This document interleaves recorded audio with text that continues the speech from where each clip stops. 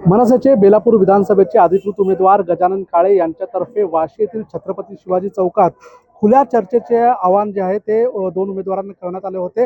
मी सध्या याच खुल्या चर्चेच्या व्यासपीठावर उपस्थित आहे आणि आपण पाहू शकता की या ठिकाणी जे दोन उमेदवार आहेत, महायुतीतर्फे भाजपतर्फे मंदा म्हात्रे आणि महाविकास आघाडीचे संदीप नाईक यांच्यासाठी देखील खुर्च्या लावण्यात आल्या होत्या व्यासपीठावरती। मात्र त्या दोन्ही उमेदवारांनी या ठिकाणी अनुपस्थिती जी आहे ती दर्शवलेली आहे।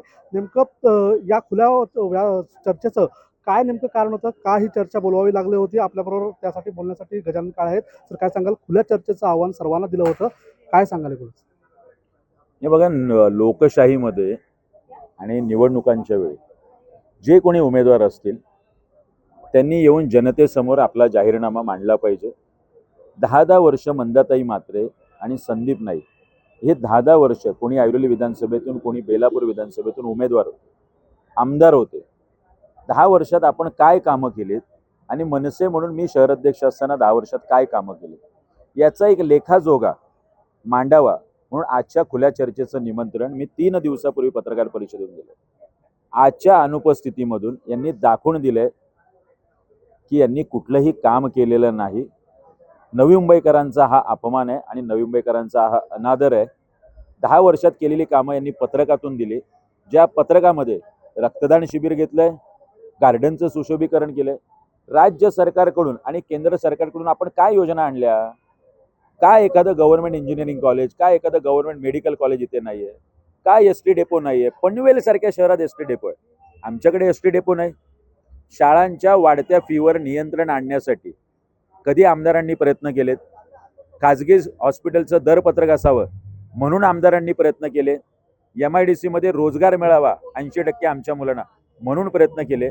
या सगळ्या गोष्टींवरती हे दोनही उमेदवार आणि दोनही माजी आमदार अपयशी ठरलेत आणि आजच्या बैठकीत न येऊन यांनी याच्यावरती शिक्कामोर्तब केलेलं आहे।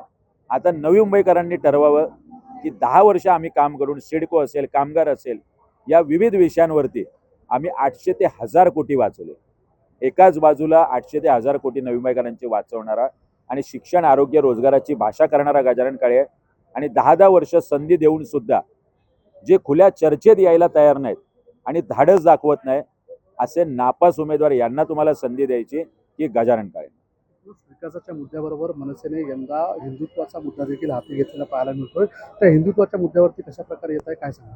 हे बघा, प्रखर हिंदुत्व म्हणजे आदरणीय राजसाहेब ठाकरे म्हणाले होते की तुम्ही भाषा म्हणून जर माझ्या अंगावर याल तर मी मराठी म्हणून उत्तर देईल आणि तुम्ही हिंदू म्हणून याल, तुम्ही धर्म म्हणून याल तर मी हिंदुत्व म्हणून त्याला उत्तर देईल। नव्या मुंबईत सुद्धा एक विशिष्ट समाजाची सांडपाड आला, मशीद बांधायचा प्रयत्न सुरू आहे। 1.5% लोकसंख्या, माझा कुठल्याही मशिदीला धर्माला विरोध नाही, तिथल्या नागरिकांचा जर विरोध आहे तर ही जबरदस्ती, जोर जबरदस्ती का केली जाते आणि याच्यावरती हिंदुत्ववादी असलेल्या आमच्या आमदार मंदाताई म्हात्रे का बोलत नाहीये? एका विशिष्ट समाजाची मतं हवीत म्हणून हे सुरू आहे। या चाणक्याच्या इथे एक दर्गा बांधला जात होता, समोर BRC होती, कुठली तरी कारवाई व्हावी, त्यानंतर जागा व्हायचं। माझे अनेक मुस्लिम मित्र आहेत, अनेक मुस्लिम धर्मातले मित्र आहेत, पण जे संकट आहे ते संकट आहे कुठल्याही भारतीय मुसलमानाबद्दल आमचं म्हणणं आहे, जो देशभक्त मुसलमान आहे। राजसाहेब ठाकरे म्हणतात त्या पद्धतीने जावेद अख्तर साहेब आहेत, ज्या पद्धतीने सलीम खान साहेब आहेत। मात्र एक वेगळी सुद्धा गोष्ट आहे, त्याला आमचा विरोध आहे आणि तो कायम विरोध राहणार। या खुल्या चर्चेला न येता दोन्ही उमेदवारांनी धाडस दाखवलेलं नाही, अशा प्रकारची प्रतिक्रिया जी आहे ती मनसे उमेदवार गजानन काळे यांनी व्यक्त केली आहे। सिद्धेश म्हात्रे, साम TV, नवी मुंबई। देश विदेशातील प्रत्येक घडामोडींचे लाईव्ह अपडेट मिळवण्यासाठी आता साम टीव्हीच्या सर्व सोशल मीडिया प्लॅटफॉर्मला लाईक, फॉलो आणि सबस्क्राईब करा। तसंच सर्व नोटिफिकेशनसाठी बेल आयकॉन प्रेस करायला विसरू नका।